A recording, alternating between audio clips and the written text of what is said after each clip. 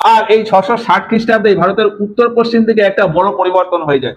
এই যে এখানে ছিল বললাম রাশিদুন ক্যালিফেট বা রাশিদুন সাম্রাজ্য, এই রাশিদুন ক্যালিফেটের জায়গায় চলে আসে উমাইদ ক্যালিফেট বা উমাইদ সাম্রাজ্য। তো উমাইদ ক্যালিফেট সাম্রাজ্যের একজন রাজা ছিল আল ওয়ালিদ, আর আল ওয়ালিদের একজন সেনাপতি বা অনুচর ছিল মোহাম্মদ বিন কাসিম।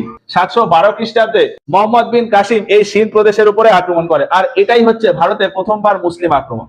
এই কনৌজ কার দখলে থাকবে তাই নিয়ে 783 খ্রিস্টাব্দে গুর্জর প্রতিহার, রাষ্ট্রকূট আর পাল এই তিনজনের ভেতর শুরু হয় ত্রিশক্তি সংগ্রাম, যে যুদ্ধটা প্রায় 200 বছর ধরে চলেছিল এবং ফাইনালি এই এরিয়াতে চলে এসেছিল গুর্জর প্রতিহার। 949 খ্রিস্টাব্দে কৃষ্ণ তৃতীয় আর পরান্তক প্রথম বা প্রান্তক প্রথম এদের দুজনের ভেতর একটা যুদ্ধ হয়, তক্কলমের যুদ্ধ। এই যুদ্ধে কৃষ্ণ তৃতীয় জিতে যায়, ফলে চোলদের উপর থেকে কিছুটা এরিয়া রাষ্ট্রকূট আবার নিয়ে নেয়।